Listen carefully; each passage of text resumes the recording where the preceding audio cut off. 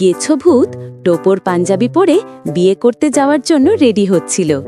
পাশের গ্রামে নান্টু ভূতের ছোট মেয়ে মোটকি ভূতের সঙ্গে আজ তার বিয়ে। ঠিক সেই সময় সেখান দিয়ে পাঁচু নাপিত যাচ্ছিল। গেছো ভূত পাঁচু নাপিতকে দেখে ভাবল, গোফটা রেখে দাড়িটা সুন্দর করে কেটে নেড়ে, হাজার হোক আজ তো বিয়ে।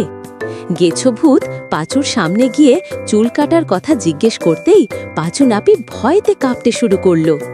পাঁচু কাঁপতে কাঁপতে কোনো উপায় না পেয়ে ভয়েই গেছোর চুল কেটে দিতে রাজি হলো।